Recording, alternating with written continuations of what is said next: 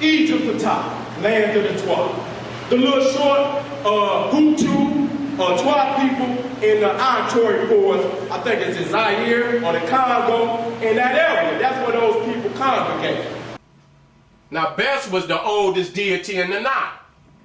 He was the oldest deity in the Nile.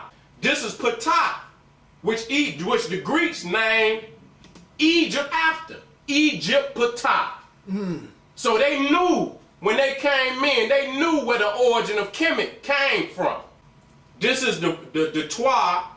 These is what you call waskets, or them royal necklaces that the pharaohs was wearing. They was the ones making all of the jewelry. When you look at the golden mask of Tutankhamun, it was these Twa that was making them a lot of that jewelry. Now you see Bes, he throwing up the first black power sign in the history of humanity. Look at it. Look at it. See him black? Now what I want you, when you pay attention, you show me when you see any deity of the Nile Valley that's not got melanin in it. Most of the times it's going to be black. Egyptah, land of the Twa. The little short Hutu Twa people in the Ivory Coast, I think it's in Zaire or the Congo, in that area. That's where those people congregate. As all of you are very familiar, I'm sure, with the great icons of ancient Egypt, pyramids, large sculpture, such as you see in the slide in front of you. But many of you may not be so familiar with some of these other pieces. These date to the pre-dynastic and early dynastic periods. This is what comes before the pyramids. And it is in this period of about 1,500 years that Egypt evolves from a series of tiny villages, maybe based largely on a little farming and some hunting, into larger villages, some elaborate burials, and even to the point perhaps of a single large town at Heracompolis. And by the end of the pre-dynastic period, we clearly have people that have a sense of power and social status and control large areas of the country. And at the end of the pre-dynastic period, we have people that probably can even be considered kings. Just to give you a bit of an idea of the chronology, we're talking about 5,000 to 6,000 years ago. And it's amazing we have even some of these pieces because it is really a long time ago. And much of the art is made from pottery, bone, ivory, and some stone. To draw your attention to the pre-dynastic period, you can see that it's divided into a series of stages. The earliest are these two here. This is in the Delta area, and these are all in Upper Egypt, that is in the southern part of the country. The names are taken from sites, and it is at the end of Nagata III that we draw a line, and we have the beginning of Dynasty I, which is where the first pharaohs of Egypt, the first recognized pharaohs of Egypt, begin. Narmer, many of you may be very familiar with the name, the Narmer Palette, he's the last king of the pre-dynastic period, following the chronology we use here. There's our masks. So we have lots of pots in this big tomb, and we have funerary masks, and we'd like to compare it now to this is what most burials looked like at this period. You had mat covering with some pots in a pit, only large enough to fit the body in.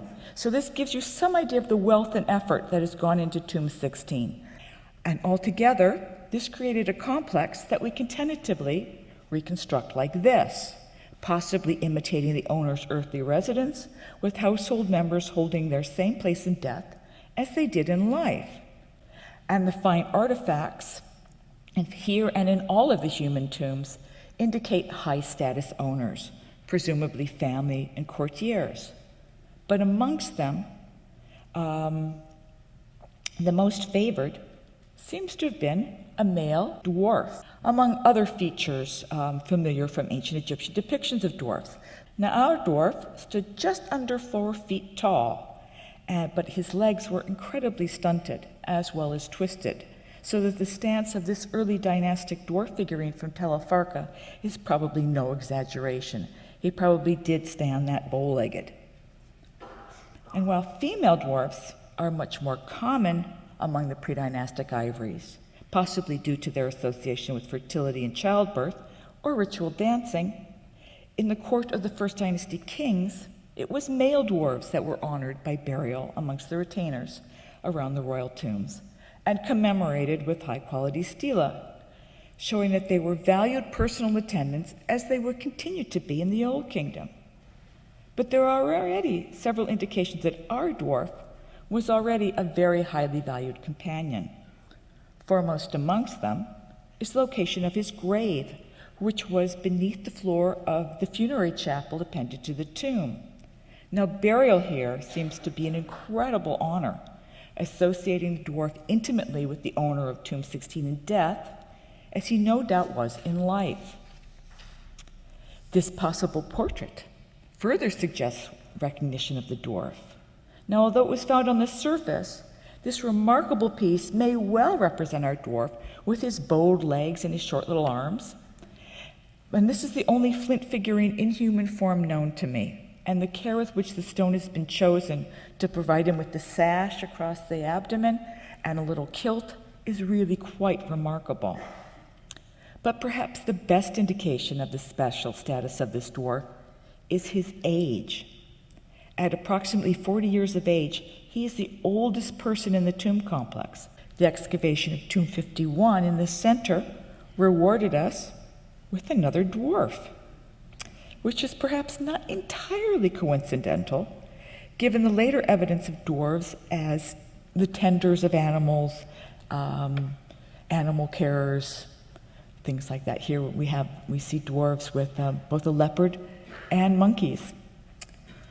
Now, this new dwarf from Tomb 51 is about 4 inches taller than the one we had previously. So should we ever be allowed to do DNA studies in Egypt, it would be really fascinating to determine the relationship between these two dwarfs, as well as their relationship to the adult female and 2 children also found in Tomb 51.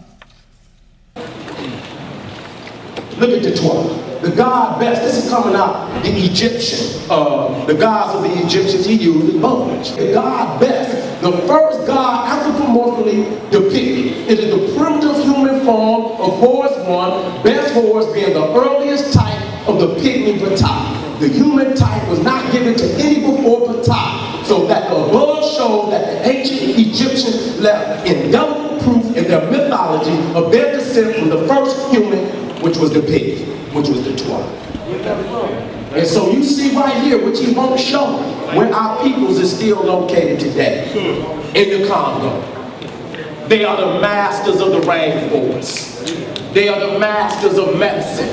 And that's why when Imhotep was deified as the god of medicine, his father was Ptah, the 12, the god for medicine. And you see our people, it still got the evidence where they can sustain themselves. They ain't looking for no goddamn god. They doing it for themselves. The examples of the artifacts coming from different places, I found that is among the Twa and the Hutu, which you call the Pygmies, the smallest of our people, that symbol was first used. Then I understood. But later I was to be reading and found the papyrus of Hunefa, which stated emphatically that leave no doubt in my mind who was the Egyptians.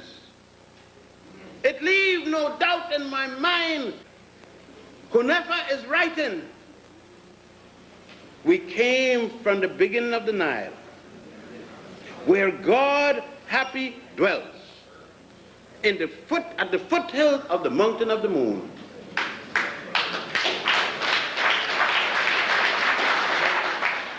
There was nothing to debate. I don't need Herodotus to tell me what Hunefa was saying. Hunefa was quite specific. He was speaking about his fellow Egyptian, his fellow priests, that we had come from the beginning of the Nile. So Hunefa had already told me that the Egyptians were Central East Africans.